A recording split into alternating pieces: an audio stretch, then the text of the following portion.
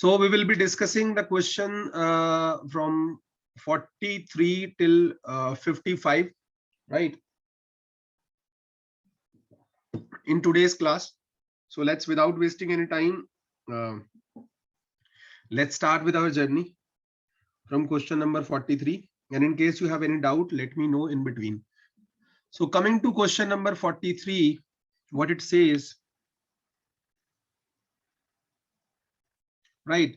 So question number 43 says what, guys? Let's have a read at question, and it's a very simple question. The concentration of NO2 in the air at NTP is reported as 0.30 ppmv parts per million by volume. The concentration of NO2 in microgram per meter cube. और information हमें क्या दिया हुआ है? At NTP temperature 298 kelvin, खुद से ही बोल रहा है ये, pressure 1 atmosphere, right, and 1 mole of ideal gas occupied 24.4 litre. तो हमारे पास एक हिंट आ गया कि एनटीपी पे जो मेरा स्टैंडर्ड मोलर वॉल्यूम है, जिसको आप एसएमवी बोलते हो, the volume occupied by 1 mole of A gas, ठीक है, तो दैट इज 24.45, ठीक है, लीटर. ये ध्यान रखना है. और मॉलिक्यूलर वेट आपको दिया हुआ है NO2 का 46. तो सारी इंफॉर्मेशन तो दे दी हमें, कुछ बचा ही नहीं, मतलब all the information is conveyed. अब आपको इस क्वेश्चन में स्मार्टनेस क्या दिखानी थी? Let me go to the white board. यहाँ पे हमें क्या स्मार्टनेस दिखानी थी गाइस? स्मार्टनेस इसमें हमें ये दिखानी थी कि जब ये बोल रहा है कि आपको कन्वर्जन करनी है जी, और कन्वर्जन करनी है किसमें? कॉन्सेंट्रेशन आपको दी हुई है NO2 की कितनी?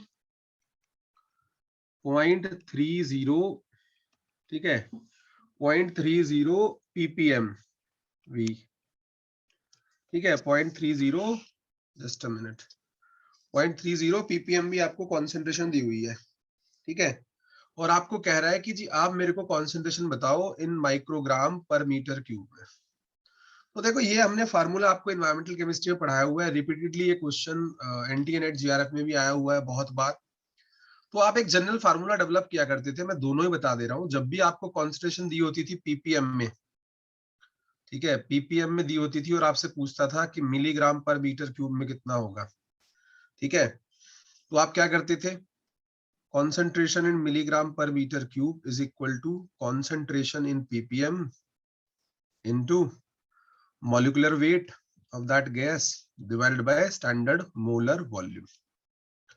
तो वहां पे आपको पता होता था कि भाई अगर स्टैंडर्ड मोलर वॉल्यूम मेरे को निकालना है, जो मेरा generally at STP means 0 degree Celsius on atmosphere, वहां पे 22.4 लीटर होता था. फिर 25 डिग्री सेल्सियस पे 24.45 होता था. हमने खूब पढ़ाया आपको. और वहीं इसके कंपैरिजन में दूसरा क्या रहता था, जब हम बात करते थे माइक्रोग्राम पर मीटर क्यूब में, वहां पे क्या होता था? Concentration in PPB into molecular wait, जो भी गैस है, divided by standard molar volume, जो भी उस टेम्परेचर और प्रेशर पे आपको लेना है. जो कि यहाँ पे आपको दिया हुआ है कि जो स्टैंडर्ड मोलर वॉल्यूम है एनटीपी पे, वो आपका 24 पॉइंट, यहाँ पे दिया हुआ है कि एनटीपी पे जो NO2 है उसका स्टैंडर्ड मोलर वॉल्यूम कितना है? 24.45, ठीक है गाइस. तो बहुत इजी हो गया क्वेश्चन.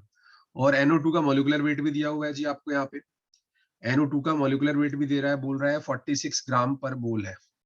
अब चॉइस ऑफ आइडेंटिफिकेशन क्या करनी थी कि मेरे को जो दी हुई है कंसेंट्रेशन क्वेश्चन के अंदर पीपीएम में दी हुई है, तो वो कोई बड़ी बात थोड़ी है, पहले उसको पीपीबी में कन्वर्ट कर लो, क्योंकि ये वाले फार्मूले के हिसाब से तो ये वैल्यू किस में मांग रहा है? पीपीबी में. तो बस मुझे कुछ नहीं करना था, इस कंसेंट्रेशन को पहले आप उठा के पीपीबी में कन्वर्ट कर लोगे, ठीक है. तो वो तो बहुत इजी है, आपको पता ही है 1 ppm कितना पीपीबी होता है? 1 ppm कितना होता है? 1000 ppb.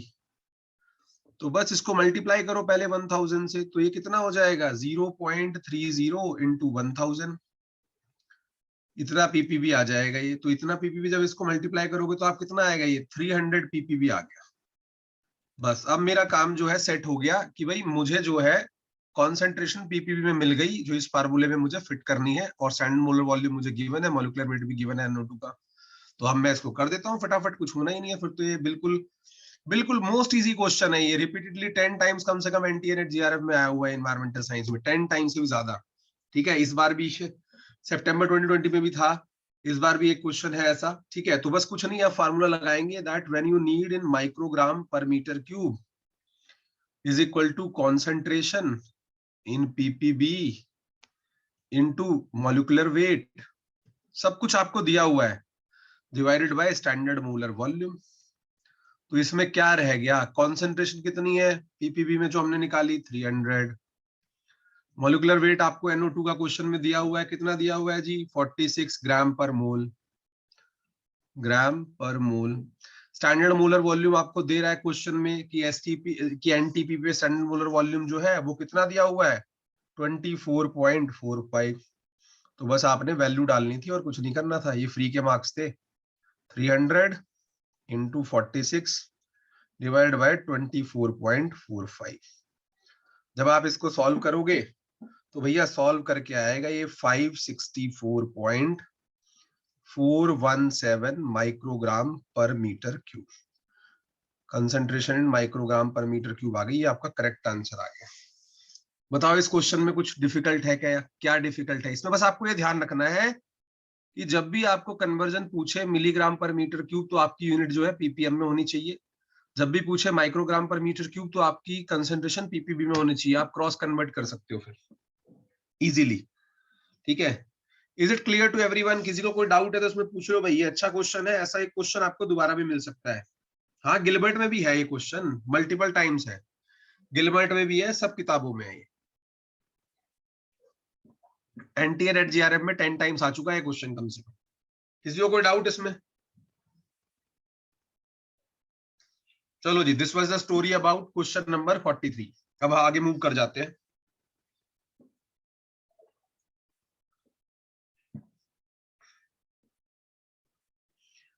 मैंने लास्ट में ये बोला कि अगर आपको कन्वर्जन करनी है, जैसे मान लो कि आपको कह रहा है कि मिलीग्राम पर मीटर क्यूब में कन्वर्ट करना है, तो आइडियली फार्मूला किसके लिए है, पीपीएम के लिए, कि पीपीएम में चाहिए फिर आपको। और अगर माइक्रोग्राम पर मीटर क्यूब में कन्वर्ट करना है तो कंसंट्रेशन आपको किस में चाहिए, पीपीबी में। समझ में आया बरखा गुप्ता को?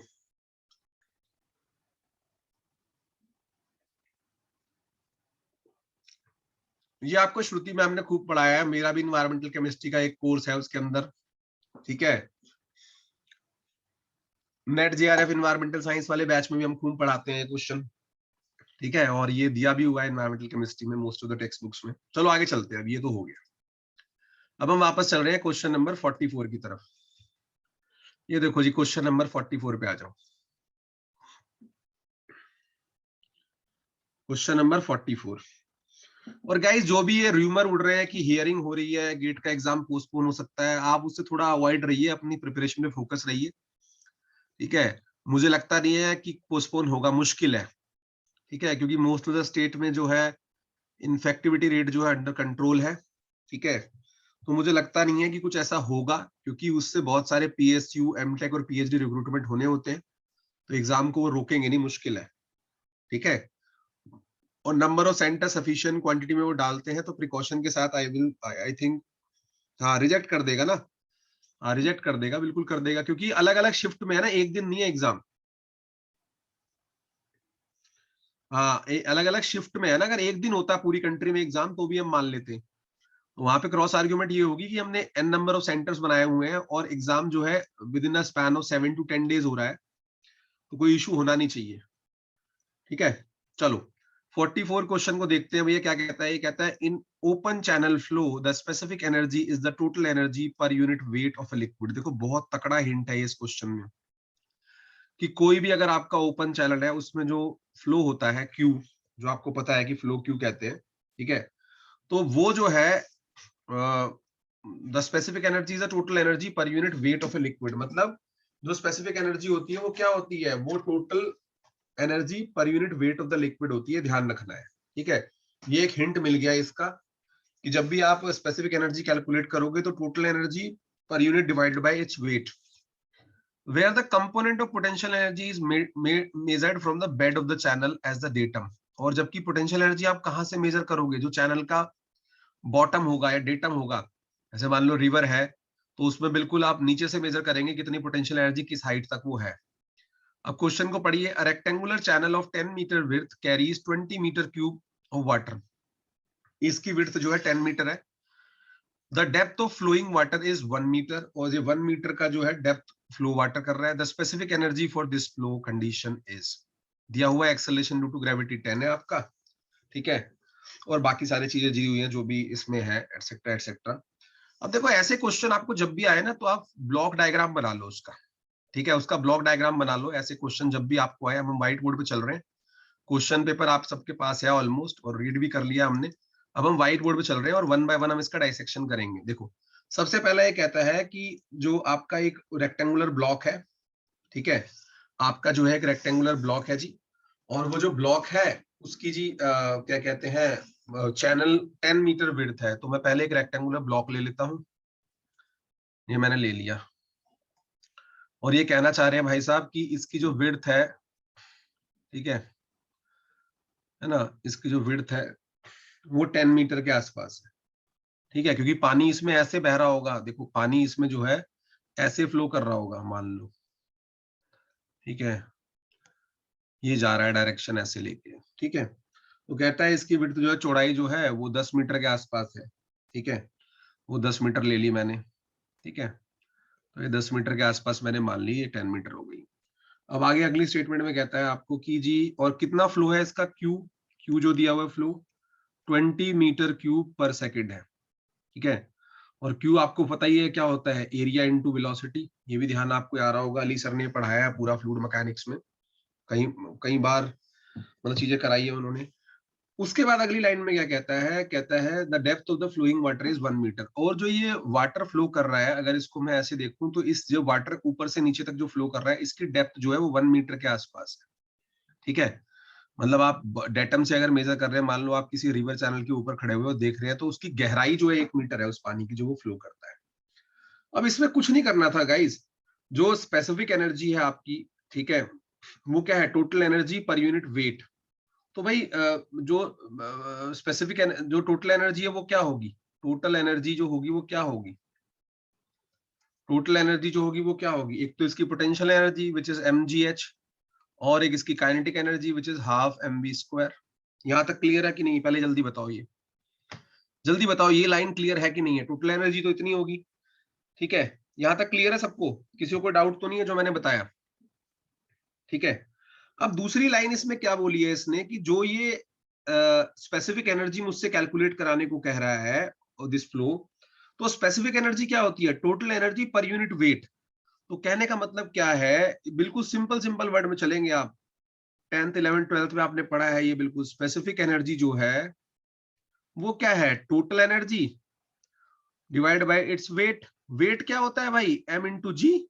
क्लियर है कि नहीं, जल्दी बताओ फटाफट, क्लियर है कि नहीं है यहां तक कि total energy by mg, clear है यहां तक, वेट तो मेरा mg होगा। अच्छा, अब जब वेट आपका mg आ गया तो कहने का मतलब क्या है, इसको भी टर्म को मैं mg से डिवाइड करूं, इसको भी mg से डिवाइड करूं, इसको भी mg से डिवाइड करूं, ठीक है, सबको mg से डिवाइड कर दिया। तो फार्मूला जो मेरा स्पेसिफिक एनर्जी का निकल के आ गया गाइस, वो क्या आ गया, स्पेसिफिक एनर्जी, स्पेसिफिक एनर्जी क्या आगे निकल के, ये mg से mg कैंसिल हो जाएगा, that will come out as h plus, ये g से g, ये m से m कैंसिल हो गया, h plus v² by g, half आ जाएगा यहाँ पे। क्या ये क्लियर है, जल्दी बताओ फटाफट, जल्दी से बताओ भाई, जल्दी से जल्दी से, क्या इतना क्लियर है, स्पेसिफिक एनर्जी का फार्मूला आ गया h प्लस हाफ वो v² बाय g। अरे रिस्पॉन्स तो करो भैया, किसी को कोई डाउट आ रहा है। अब देखो अगले पेज पे चलते हैं हम, कुछ नहीं करना था इसके अंदर, बड़ा सिंपल सा क्वेश्चन था। तो अब स्पेसिफिक एनर्जी जो थी मेरी, उसका फार्मूला मुझे पता चल गया, specific energy is equal to h plus half of v² by g। तो आप वैल्यू क्यों नहीं डालते हो भाई, यहाँ पे h आपको दी हुई है हाइट, और दूसरी बात, और दूसरी बात, अब मेरे पास क्या है, यहाँ कहीं वेलोसिटी नहीं दी हुई, वेलोसिटी नहीं दी हुई, सिर्फ क्या दिया हुआ है, फ्लो दिया हुआ है, फ्लो दिया हुआ है, वेलोसिटी नहीं दी हुई। लेकिन लेकिन मैं निकाल सकता हूं, वेलोसिटी को मैं निकाल सकता हूं कैसे, मेरा फ्लो क्या होता है, एरिया इनटू वेलोसिटी, ठीक है। एरिया कैसे निकालूंगा, विड्थ इनटू डेप्थ। तो विड्थ कितनी है 10, ठीक है, 10 विड्थ है 10 मीटर, और डेप्थ कितनी है 1 मीटर इनटू वेलोसिटी, और ये फ्लो कितना था भाई flow, how much flow was given, 20 cubic metre per second. तो इसको आप सॉल्व करोगे तो वेलोसिटी आपकी आ जाएगी 2 मीटर पर सेकंड। आई कि नहीं आई, जल्दी बताओ फटाफट, जल्दी बताओ, क्योंकि वेलोसिटी मेरे पास है नहीं गिवन में, तो I have to calculate, I will calculate with the help of flow. Flow क्या होता है, एरिया इनटू वेलोसिटी। ये तो आपने पढ़ा है, अली सर ने खूब पढ़ाया है फ्लूइड मैकेनिक्स में, ठीक है। तो यहां से मैंने वेलोसिटी भी निकाल ली। अब आपको पता है हाइट, जो उसमें देखो एक हिंट दिया हुआ था ना, कि जो आपकी क्या कहते हैं, the depth of the flowing water is 1 metre, तो हाइट कितनी है उसकी 1 मीटर। तो एच की जगह पे आप क्या रखेंगे, 1 मीटर रख दिया जी, है ना। हाफ ऑफ वेलोसिटी कितनी आई निकल के 2, तो 2 का स्क्वायर, और जी कितना दिया हुआ है 10, तो ये क्या आ गया 1 प्लस हाफ ऑफ 4 आ गया ऊपर डिवाइडेड बाय 10, तो ये 2 हो गया, ये 0.2 हो गया, तो आंसर आ गया 1.2। आंसर जो आ गया 1.2 मीटर। क्या ये क्लियर है कि नहीं है, जल्दी बताओ फटाफट। ये आपका आंसर आ गया गाइस 1.2 मीटर। बताओ इस क्वेश्चन में क्या टफनेस थी। स्टेटमेंट लिख लिख के तो आपको हिंट दे दिया कि ओपन चैनल है, specific energy total energy by weight होता है, ठीक है। फ्लो दे दिया, वेलोसिटी आप कैलकुलेट कर लोगे। लगभग लगभग ऐसा ही क्वेश्चन एक, लगभग एक ऐसा ही क्वेश्चन सितंबर 2020 में नेट जेआरएफ एनवायरमेंटल साइंसेज में भी आया था, जहां पे क्या था, फ्लो से आपको वेलोसिटी निकालनी थी, ठीक है ना। बस वहां पे क्या है, लॉज ऑफ मोशन का यूज करके निकालनी थी, ठीक है, V square under root 2 GH करके। और यहाँ पे थोड़ा सा उससे चेंजिंग है हिसाब किताब। Is this clear, question number 44 clear है सबको, जल्दी बताओ फटाफट, अरे जल्दी बताओ भैया, क्लियर है कि नहीं है। अगर कोई डाउट है तो बोल दो, क्योंकि ये सब न्यूमेरिकल टाइप क्वेश्चन है, इसमें ऑब्जेक्टिव नहीं है मैटर, इसमें कॉन्सेप्ट आपको क्लियर होना चाहिए गाइस बिल्कुल। जब तक कॉन्सेप्ट क्लियर नहीं है इसमें बात बनेगी नहीं, यहाँ पे कॉन्सेप्ट की लड़ाई है। I hope it is clear to everyone. अब हम आगे चल रहे हैं, अगले क्वेश्चन पे मूव कर रहे हैं,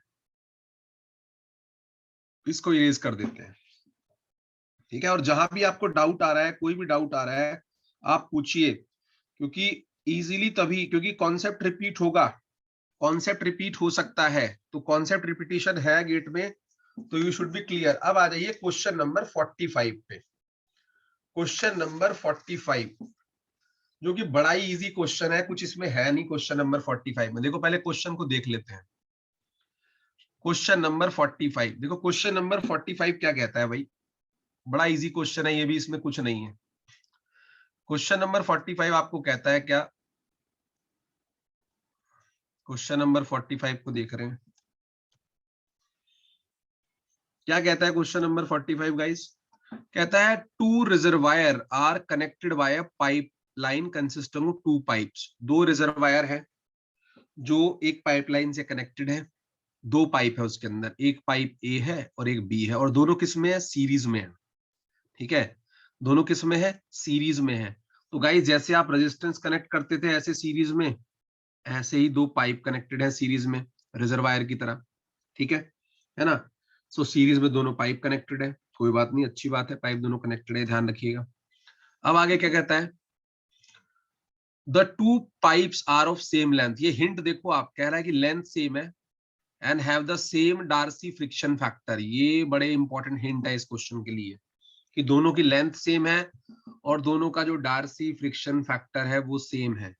if the internal diameter of pipe B is twice as large as internal diameter of pipe ए।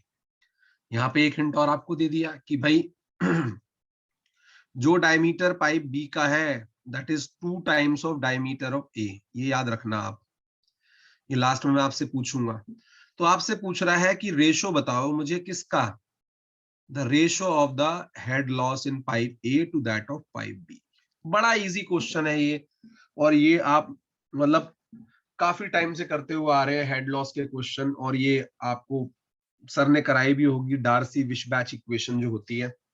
अब इस क्वेश्चन को डिटेल में सॉल्व करते हैं तो आपको सॉरी क्रॉस कनेक्ट हो जाएगा कि अली सर ने जो काम करवाया है आपको वो किस लेवल का है।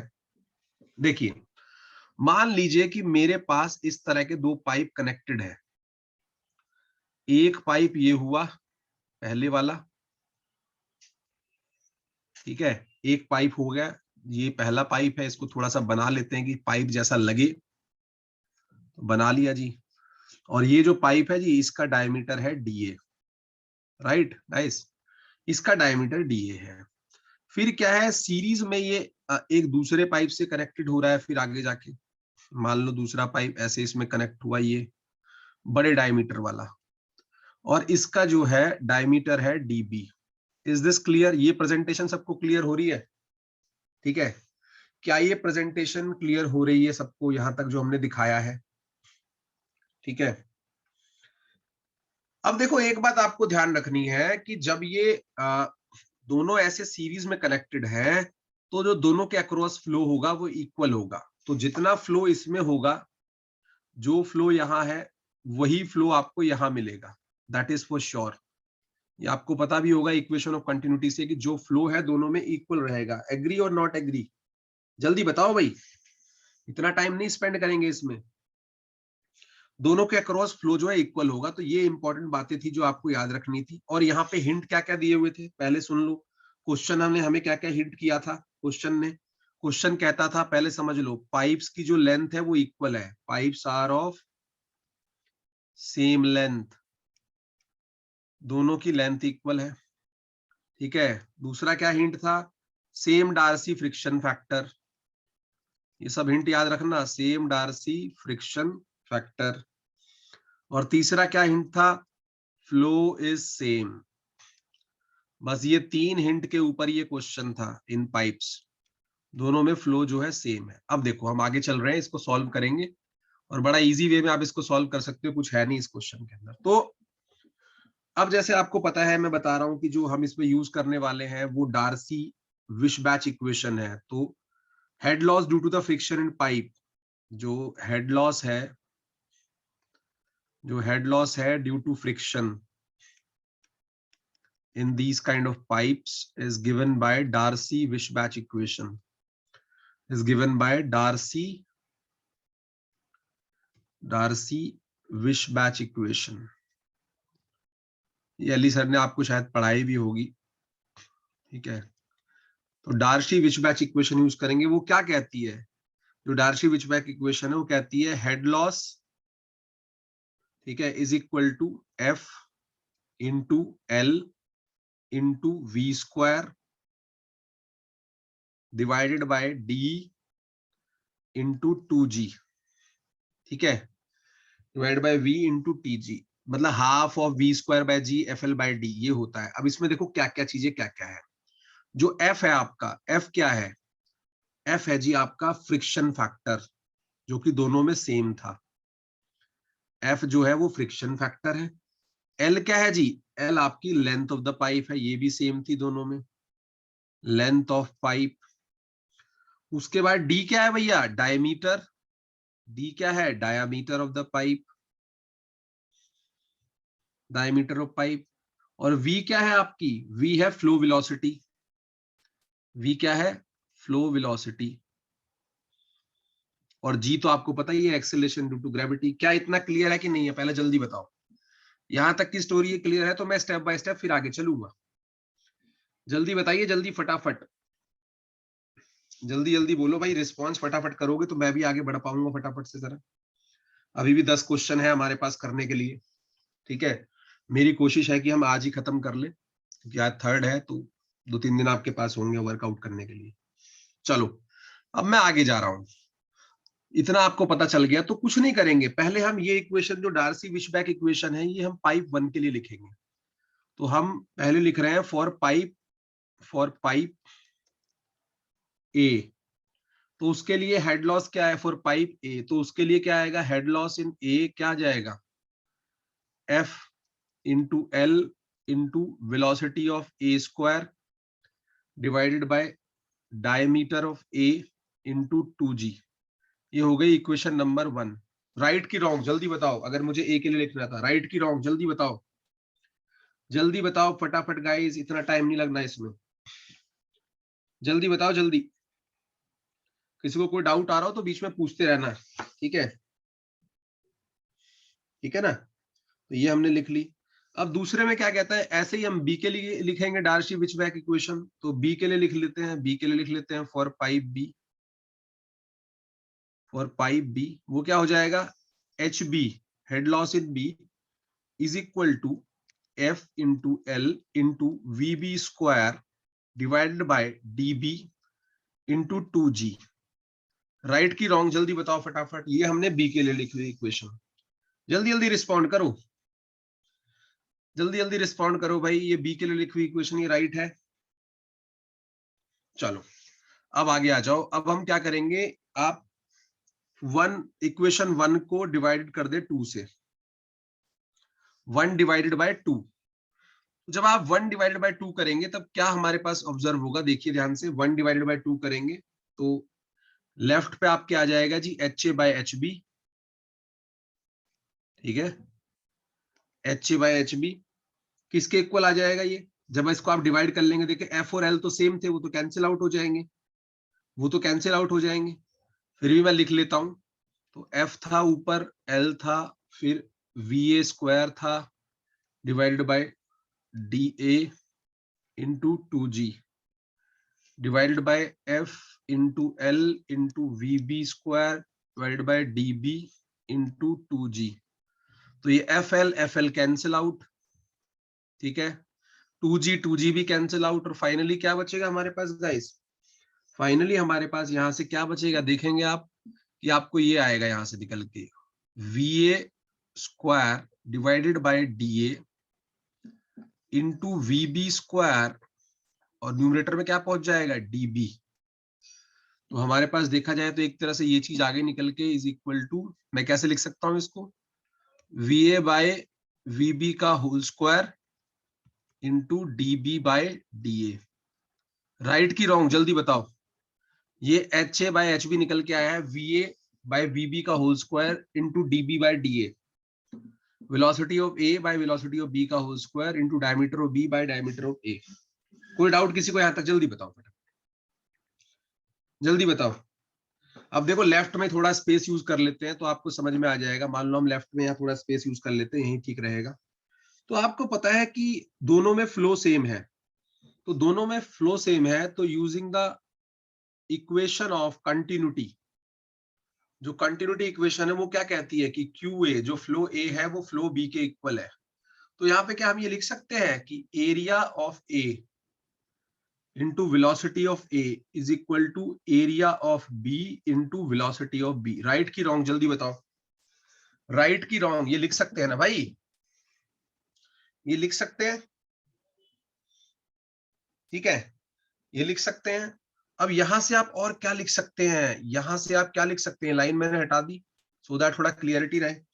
अब देखो पाइप कैसी है आपकी, पाइप आपकी सर्कुलर है गाइस, पाइप आपकी क्या है, सर्कुलर है। तो मैं क्या ये नहीं लिख सकता, पाइप मेरी सर्कुलर है, तो क्या मैं ये नहीं लिख सकता पाई DA स्क्वायर बाय 4, क्योंकि पाई आर स्क्वायर होता है ना, या पाई D स्क्वायर बाय 4 होता है area, into VA is equal to pi DB whole square by 4 into VB।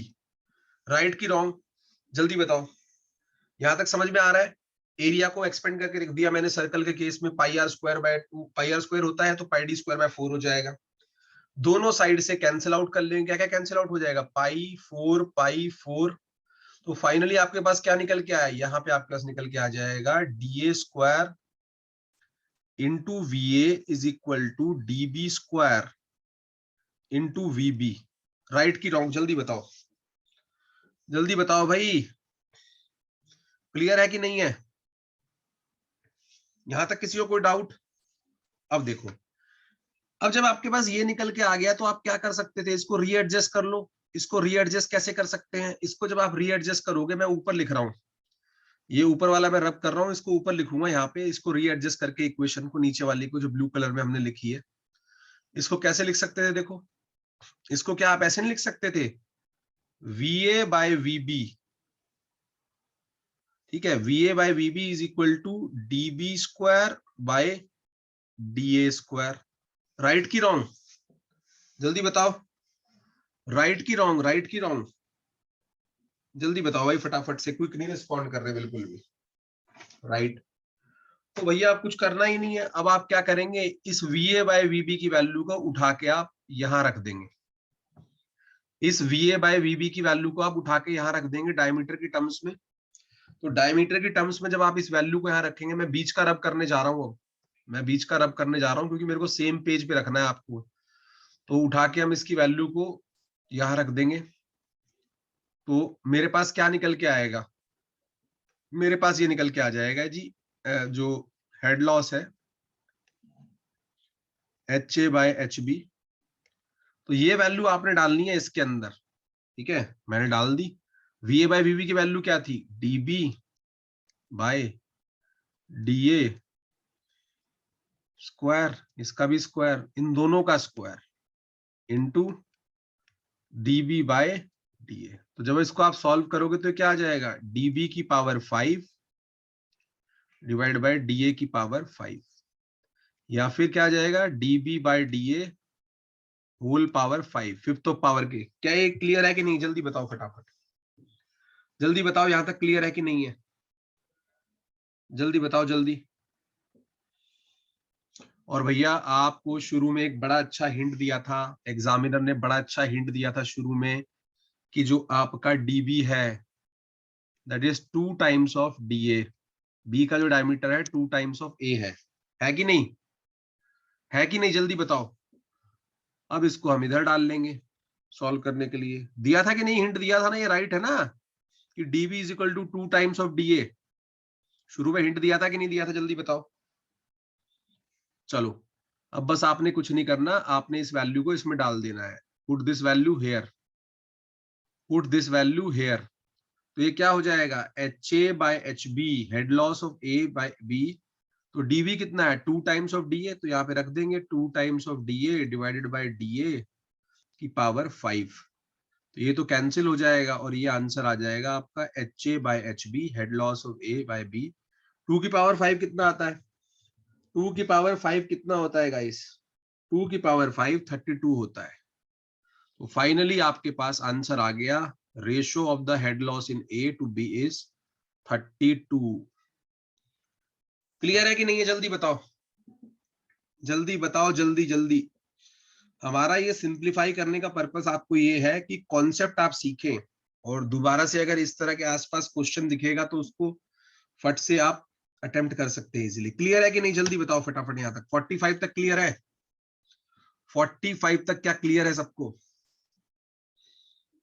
45 तक क्या क्लियर है, anyone having any doubt till here. चलो, अब मैं आगे चल रहा हूँ गाइस, अगले क्वेश्चन पे हम मूव करते हैं। आई होप सबको ये कंसेप्ट वाइज समझ में आ रही है चीजें, कुछ भी ऐसा नहीं है कि डाउटफुल हो तो कृपया आप पूछें, और PDF भी मैं आपको अवेलेबल करवाऊंगा इसकी, ठीक है, टोटल, क्योंकि जो एफर्ट लगा है तो वो अब आपको इनकैश करना है, और आपने काफी हार्ड वर्क किया है, और इजीली आप 60+ मार्क्स इसमें ले सकते हैं, कोई ऐसी बड़ी बात नहीं है, इतना कोई ये डेंजर जोन टाइप एग्जाम नहीं है। ठीक है, अब देखो आगे, even it is lesser than NT NET JRF। Question number 46 पे चलते हैं गाइस फटाफट से। Question number 46। अब देखो ये भी बड़ा इजी क्वेश्चन है, ये डार्सी लॉ का क्वेश्चन है, ये आपको नेट में भी पढ़ाते हैं हम, गेट में भी है। क्वेश्चन नंबर 46 को देखो फटाफट से, क्वेश्चन नंबर 46, ठीक है। क्वेश्चन नंबर 46 में देखो क्या करेंगे, क्या कह रहा है, बड़ा सिंपल क्वेश्चन है। In a field test of geological formation permeable soil. अब परमिएबल है तो उसमें पोरोसिटी तो ऑटोमेटिकली होगी, पोरोसिटी उसकी 20% है, और उसका हाइड्रोलिक ग्रेडियंट क्या है, 2%। The actual seepage velocity of the flow was found to be this much meter per second। इसकी जो actual seepage velocity है वो 0.0025 मीटर पर सेकेंड है। Assume that the flow is laminar। flow अगर laminar है, ठीक है, तो the permeability K of the aquifer is, basically कुछ नहीं है, ये डार्सी लॉ का एक एप्लीकेशन है, और हम इसको सीखते हैं अभी फटाफट से। देखिए यहाँ पे आपको ध्यान रखना है, पोरोसिटी हमें दी हुई है कितनी, 20% मतलब 0.2, और हाइड्रोलिक ग्रेडियंट 2% मतलब 0.02, ठीक है ना।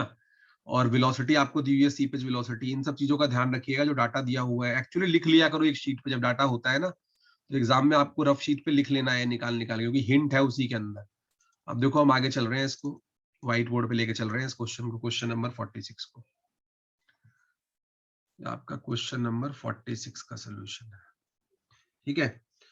तो इसको आप देखेंगे तो डार्सी लॉ तो हमने आपको सबको पढ़ा ही है। डार्सी लॉ क्या कहता है भाई, डार्सी लॉ ये कहता है कि जो आपका फ्लो है that is equal to K into A into D H by DL, और डी एच बाय डीएल क्या होता था वहां पे, हाइड्रोलिक ग्रेडियंट, हाइड्रोलिक ग्रेडियंट। और के तो आपको पता है क्या होती थी, परमिएबिलिटी, और ए क्या होता था, एरिया। और आपको ये भी पता होगा, ये पढ़ाया गया होगा आपको, अली सर ने पढ़ाया है कि जो डार्सी वेलोसिटी होती है दैट इज क्यू बाय ए। तो डार्सी वेलोसिटी जो है वो आती है क्या, के into D H by DL. क्या इतना क्लियर है कि नहीं है? डार्सी वेलोसिटी कितनी निकल के आती है, K into D H by DL. जल्दी बताओ, क्या यहां तक का स्टोरी क्लियर है सबको? क्लियर है? ठीक है। अब इस डार्सी वेलोसिटी के एक्सप्रेशन को ही हम आगे लेके चलेंगे, तो आपको पता चल गया कि डार्सी वेलोसिटी जो है भाई वो होती है K into D H by DL. ठीक है, K into D H by DL. ठीक है, K into D H by DL. ठीक है ना? Just a minute guys.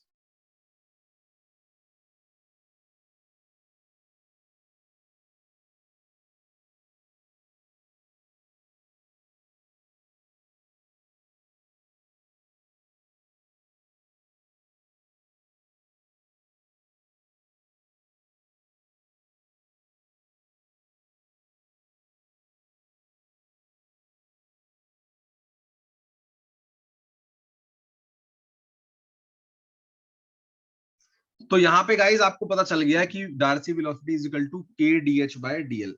अब इसमें एक पॉइंट आपको और सीखना है कि जो हमारी डार्सी वेलोसिटी होती है ना, ठीक है, उसको हम एपरेंट वेलोसिटी भी कह सकते हैं।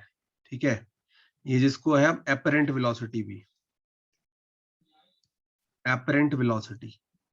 और जो एपरेंट वेलोसिटी होती है guys that is equal to, apparent velocity is equal to N into V A. अब आप कहोगे जी एन क्या है?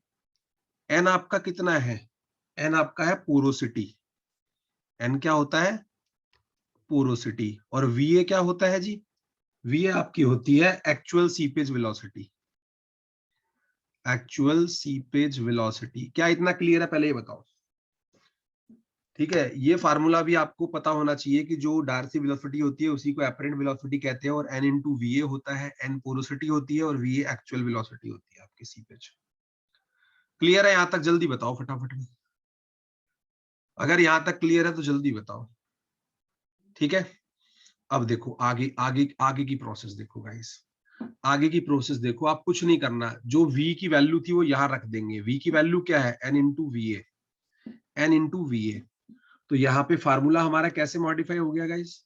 फार्मूला हमारा इस तरह से मॉडिफाई हो गया, अलग कलर से लिख रहा हूं, n into V A is equal to K into D H by DL. क्या ये क्लियर है कि नहीं सबको? जल्दी बताओ, क्या ये सबको क्लियर है कि नहीं है? जल्दी बताओ, जल्दी बताओ फटाफट, जल्दी बताओ फटाफट, क्या ये क्लियर है?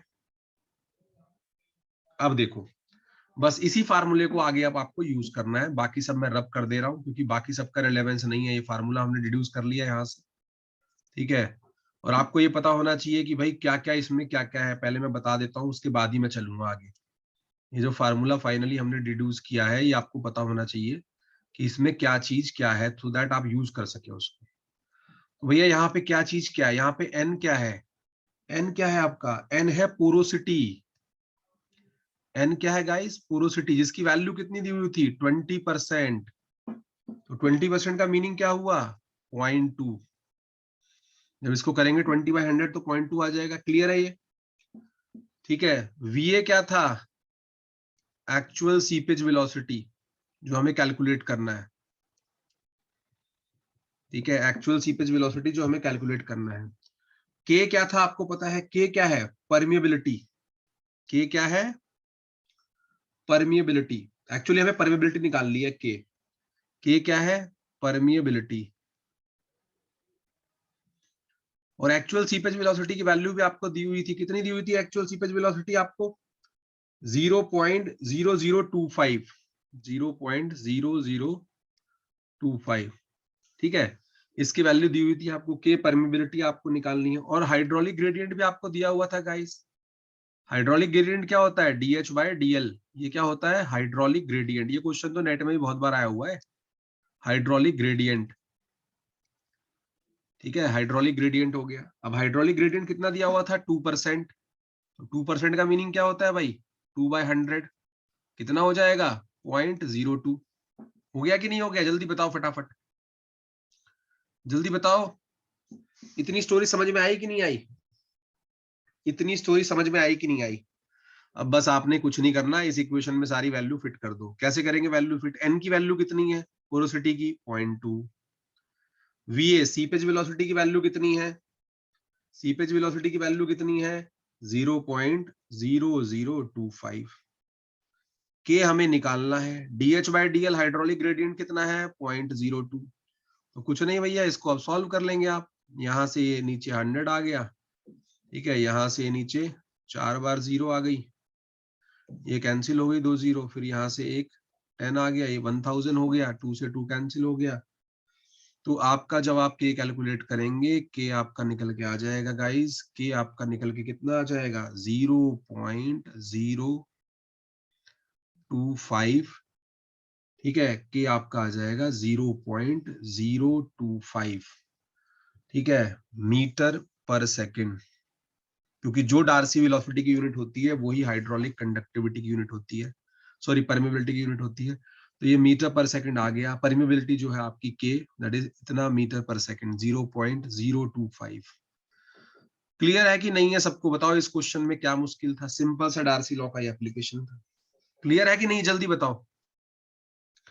Question number 46 clear to everyone, anyone having any doubt, all the people of this batch, anyone having any doubt till here, clear है, क्लियर है कि नहीं है, चलो क्लियर है, चलो आगे आ जाओ, आगे आ जाओ। एक बड़ा इंटरेस्टिंग क्वेश्चन आ रहा है, क्वेश्चन नंबर 47, क्योंकि काफी अच्छा क्वेश्चन है और आपको समझ के करने वाला क्वेश्चन है। जो 47 है वो समझ के करने वाला क्वेश्चन है। देखो फटाफट, यहां तक क्लियर है ना सबको। अब मैं 47 पे मूव कर रहा हूँ, इसको सबको मैं रिमूव कर रहा हूँ।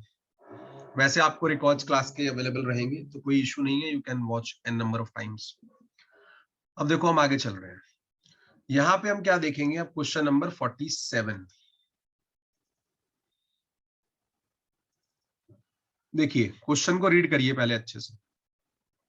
क्वेश्चन रीड करना भी अपने आप में एक मास्टरी है, ठीक है। क्वेश्चन नंबर 47, ठीक है, क्वेश्चन नंबर 47 क्या कहता है जी, देख लेते हैं फटाफट इस क्वेश्चन को, ठीक है। क्वेश्चन नंबर 47 ये कहता है, an underground hazardous waste storage tank is leaking. एक अंडरग्राउंड हैजार्डस वेस्ट का स्टोरेज टैंक था, जहां पे हैजार्डस वेस्ट स्टोर होता था, वहां से वो लीक कर रहा है। The contaminant concentration directly beneath the site is 5 mg per litre. उसके नीचे जो कंटेमिनेंट है, जो पोल्यूटेंट है, उसकी कंसंट्रेशन 0.5 mg पर लीटर है। The contaminant is travelling at an effective rate of 0.4 metre per day. 0.4 metre per day पे वो ट्रेवल कर रहा है कंटेमिनेंट, किसकी तरफ, towards a water well which is 2 kilometre away. 2 kilometre away एक water well है, उसकी तरफ वो ट्रेवल कर रहा है, ठीक है। ठीक है जी, अच्छी बात है। assume that the degradation of the contaminant follow a first order kinetics, या first order reaction। ये assume करके चलो कि जो कंटामिनेंट है उसका डिग्रेडेशन हो रहा है टाइम के साथ, और वो फर्स्ट ऑर्डर काइनेटिक्स को फॉलो कर रहा है, कि मतलब कंसंट्रेशन उसकी कुछ टाइम के बाद हाफ रह जाएगी। And the initial concentration of the contaminant becomes half in 10 year. ये सबसे बड़ा हिंट है इस क्वेश्चन का, ये सबसे बड़ा हिंट है इस क्वेश्चन का, कि जो इनिशियल कॉन्सेंट्रेशन है कंटेमिनेंट की, दैट विल बिकम हाफ। मान लो कि अगर मैं शुरू में सी लेके चलता हूं, तो आफ्टर 10 ईयर वो क्या हो जाएगी, C/2, ठीक है। फिर अगले 10 ईयर में कितनी, आफ्टर 20 ईयर कितनी हो जाएगी, C/4, ऐसे करके। तो हर 10 साल में वो हाफ हो जाता है कंटेमिनेंट, ठीक है, ये ध्यान रखना है आपने। कहता है in this case the contaminant concentration expected at well, in this case the contaminant concentration expected at well under steady state condition, कि वेल में जब वो पहुंचेगा तो वो कितना होगा। इसको मैं पहले बनाऊंगा फिर करूंगा, डायग्राम आपने देख ही लिया है, ठीक है, मतलब क्वेश्चन आपने पढ़ ही लिया। अब हम चलते हैं व्हाइट बोर्ड पे, फटाफट से इसको बना के हम करने की ट्राई करते हैं। देखो कैसे होगा ये। ये क्वेश्चन इजी है, कोई टफ क्वेश्चन नहीं है। इसको पहले ड्रॉ कर लेते हैं कि भाई मेरे पास एक टैंक है, मेरे पास जो है एक टैंक है ऐसे करके, और इसके अंदर हैजार्डस मटेरियल है। ठीक है, इस पे लिख लो कि इसके अंदर, टैंक के अंदर जो है वो हैजार्ड है। ठीक है, और जो हैजार्डस मटेरियल है उसकी कॉन्सेंट्रेशन यहाँ पे 0.5 mg पर लीटर है, इसके बिल्कुल नीचे। ठीक है, और इससे 2 किलोमीटर दूर पे गाइस, इससे 2 किलोमीटर के डिस्टेंस पे एक वेल है, ऐसे करके 2 किलोमीटर की दूरी पे एक वेल है इससे। ठीक है, 2 किलोमीटर का डिस्टेंस है, यहाँ पे एक वेल है, मतलब कुआं है जिसमें ग्राउंड वाटर है, ऑब्वियसली बात है, अब वाटर है जिसको कंटामिनेट कर सकता है, तो यहाँ पे एक वेल बना लेते हैं, क्योंकि पिक्चोरियल इमेजिनेशन बड़ी जरूरी है भाई। ठीक है, ये एक वेल हो गया मेरे पास। ठीक है, ये एक वेल हो गया, और ये क्या कह रहा है कि ये हैजार्ड जो है रेड कलर का यहां से चल रहा है, ये हैजार्ड जो है यहां से चल रहा है, इधर जा रहा है, इधर जा रहा है, इधर जा रहा है, इधर जा रहा है। तो जब यहां पहुंचेगा तब इसकी कॉन्सेंट्रेशन कितनी बचेगी, और जो ये हैजार्ड है ये कैसे, कितनी स्पीड पे ट्रेवल कर रहा है ये भी बताया उसने, कि इसकी वेलोसिटी जो है हैजार्ड की ट्रेवल करने की वो 0.4 मीटर पर डे है, इतनी स्पीड है ये मीटर पर डे। क्या ये डायग्राम अच्छे से अंडरस्टूड है सबको? जल्दी बताओ पहले, इतना समझ में आया? क्योंकि ये डायग्राम समझना बहुत जरूरी है इस क्वेश्चन के लिए, अगर डायग्राम नहीं समझ में आया तो ये शायद क्वेश्चन हो नहीं पाए स्टूडेंट से। जल्दी बताओ, क्लियर है? अच्छा, अब क्या करेंगे, अब इसमें आपको हिंट दिया हुआ है कि जो कंटेमिनेंट का डिग्रेडेशन है वो फर्स्ट ऑर्डर काइनेटिक्स को फॉलो करता है, तो यहाँ पे एक लाइन आप ये भी लिख लीजिए कि डिग्रेडेशन ऑफ कंटेमिनेंट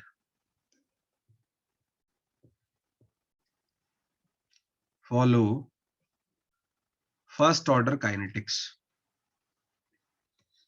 मतलब फर्स्ट ऑर्डर काइनेटिक्स को वो फॉलो करता है, ये ध्यान रखना है। ठीक है, और दूसरा हिंट क्या था, दैट कंसंट्रेशन ऑफ, या initial concentration of contaminant become, initial concentration of contaminant become half in 10 years। ठीक है, 10 years में वो जो है हाफ हो जाती है इनिशियल कंसंट्रेशन जो कंटामिनेंट की है, वो ध्यान रखना है आपने।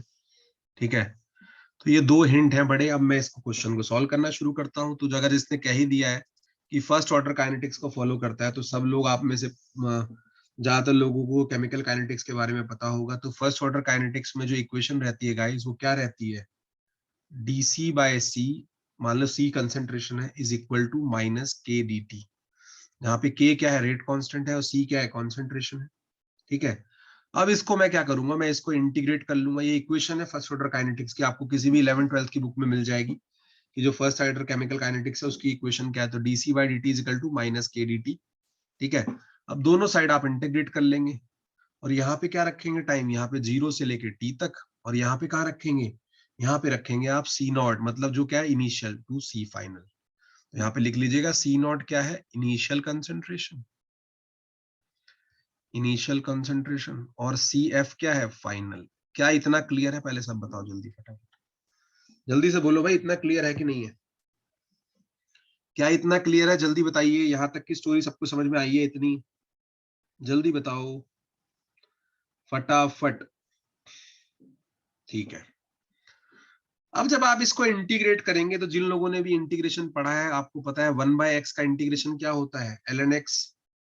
ठीक है, तो ये क्या हो जाएगा, ln c, और इसकी लिमिट्स कहां से कहां तक है, c नॉट से सी एफ तक, और ये क्या हो जाएगा, के डी टी, है ना, के टी, सॉरी,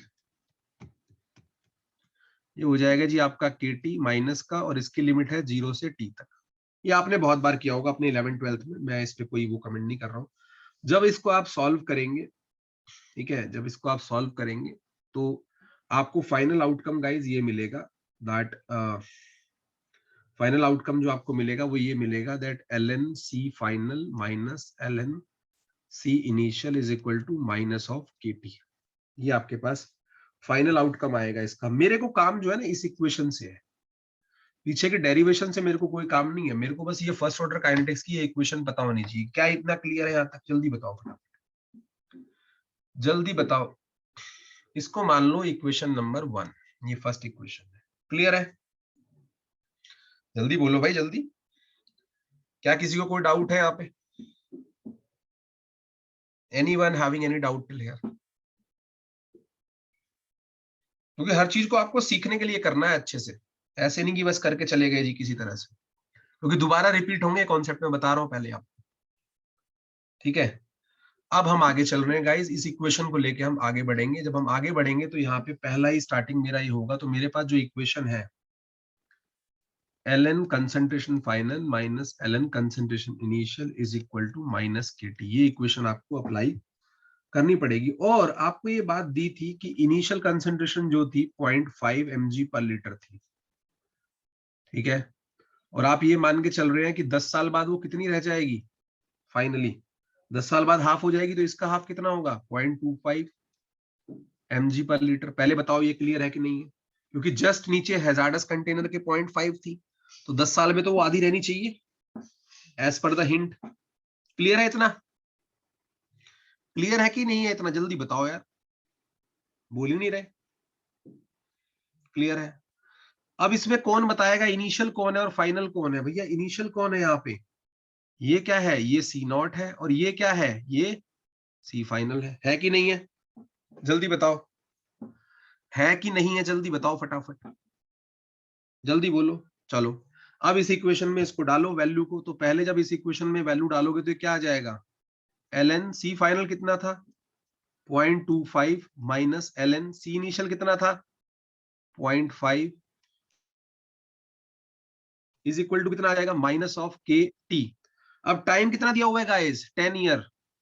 टाइम कितना है? 10 ईयर। 10 ईयर में कितने डेज होंगे? 10 इंटू 365 डेज। तो यहाँ पे क्या रखेंगे टी की जगह? टी की जगह हम रखेंगे 10 इंटू 365, क्योंकि 10 ईयर है, उसके डेज बनाओगे ना। क्लियर है कि नहीं है?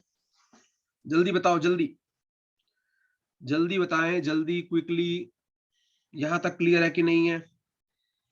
डेज बना लिए ईयर के, 10 साल था मेरे पास टाइम। अब इसको जब आप सॉल्व करोगे, आप सॉल्व कर लेना, तो के के लिए जब आप इसको सॉल्व करोगे, it will come out to be, K की वैल्यू जो है यहाँ पे 1.89, क्योंकि मैंने तो किया हुआ है आपको, तो इसलिए 1.89 into 10 to the power -4 day inverse या डे -1, क्योंकि फर्स्ट ऑर्डर काइनेटिक है ना, फर्स्ट ऑर्डर काइनेटिक है। तो श्रुति मैम ने आपको बताया होगा सेकंड इनवर्स या डे इनवर्स होता है। फर्स्ट ऑर्डर काइनेटिक्स क्या होता है? फर्स्ट ऑर्डर काइनेटिक्स में यूनिट क्या होती है? डे इनवर्स और सेकंड इनवर्स, है कि नहीं? जल्दी बताओ, इतना क्लियर है कि नहीं है? यहां तक क्लियर है सबको? फटाफट बताओ भाई, रिस्पॉन्स नहीं कर रहे। ठीक है, अब देखो, हाँ अब देखो, अब आगे आ जाओ। फटाफट आगे चलो, फटाफट। अब आगे चल रहे हैं, अभी आधा स्टेप हुआ है इसका। अब ये मेरे पास के की वैल्यू आ गई, लेकिन आपसे क्या पूछ रहा है? As we have to determine the contaminant concentration expected at the well under the steady state. तो हमें तो कंसंट्रेशन कहाँ बतानी थी, ये तो हमने बताया, ठीक है, लेकिन हमसे क्या पूछ रहा था कि आपको कंसंट्रेशन कहाँ बतानी है? कि जब वो यहाँ पहुंचे, जब वो इस वेल के पास पहुंचे, तो इस वेल के पास तो इस वेलोसिटी से 2 किलोमीटर ट्रेवल करेगा तभी पहुंचेगा ना। तो अब देखो आगे कैसे इसको अप्रोच करेंगे प्रॉब्लम को। तो जब वो यहाँ पहुंचे तब बतानी है, तो फिर दोबारा से आप एक बार लगाएंगे यही इक्वेशन सेम। इस बार क्या होगा? इस बार भी 0.5 लेके चलेंगे, लेकिन इस बार मेरे पास के की वैल्यू है, तो ln सी फाइनल माइनस, अब फाइनल कंसंट्रेशन क्या हो जाएगी? वेल के पास क्या है, और इनिशियल कितनी थी? 0.5 minus ln 0.5 is equal to K कितना था भाई? के कितना था? 1.89 इंटू 10 टू द पावर -4। और टाइम आप निकालेंगे। टाइम कैसे निकालेंगे? देखो टाइम क्या होता है? टाइम होता है डिस्टेंस अपॉन वेलोसिटी, और डिस्टेंस कितना है? 2 किलोमीटर है कि नहीं है? उस केस में तो कितना हो जाएगा? 2000 मीटर। और वेलोसिटी कितनी है उस केस में? 0.4 मीटर पर डे। तो ये इसको सॉल्व करोगे तो आपके पास टाइम आ जाएगा यहाँ पे 5000 डे। करके देख लेना, करके देख लेना, क्लियर है कि नहीं है? करके देख लेना, टाइम 5000 डे आएगा और यहाँ पे आप 5000 डे डालिए, तो ये क्या आ जाएगा, LNCF माइनस LN 0.5, ठीक है, is equal to 1.89 into 10⁻⁻4 into 500। कितने क्लियर है कि नहीं है यहाँ तक? जल्दी बताओ फटाफट, यहाँ तक क्लियर है कि नहीं है? जल्दी बताओ फटाफट, जल्दी बताओ, जल्दी बताओ भैया फटाफट, यहाँ तक क्लियर है कि नहीं है? जल्दी बताओ। क्लियर। अब देखो, अब जब इसको सॉल्व करोगे तो आप जब इसको सॉल्व करोगे CF के लिए, तो CF आपका निकल के आ जाएगा कितना गाइस, 0.193 मिलीग्राम पर लीटर। और यही आपका आंसर है कि भैया जो फाइनल वेल के पास ये इतनी कंसंट्रेशन बचेगी, ये फाइनल आपका आंसर आ जाएगा CF जब आप निकाल लेंगे। क्लियर है कि नहीं है यहाँ तक क्वेश्चन? जल्दी बताओ। ये क्वेश्चन थोड़ा अच्छा क्वेश्चन था और इसमें एप्लीकेशन थी, और इसी तरह का एक क्वेश्चन आपको बिलबर्ट मास्टर में भी है, ठीक है, जहां पे वो हैजार्ड वाला एक चैप्टर है बीच में, चैप्टर 3। क्लियर है कि नहीं है? जल्दी बताओ। Anyone having any doubt till here?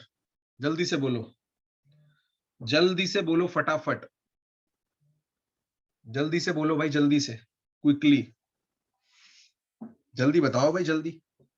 Clear है, क्लियर है, क्लियर है, क्लियर है, क्लियर है, ठीक है, चलो। तो क्लियर है, तो अभी मैं कॉल में सेम रख रहा हूं, थोड़ा सा मैं कॉल को म्यूट कर रहा हूं क्योंकि रिकॉर्डिंग हम 2 सेक्शन में इसकी कर पाएंगे, ठीक है। जस्ट मुझे सेकंड दीजिए, 1 मिनट।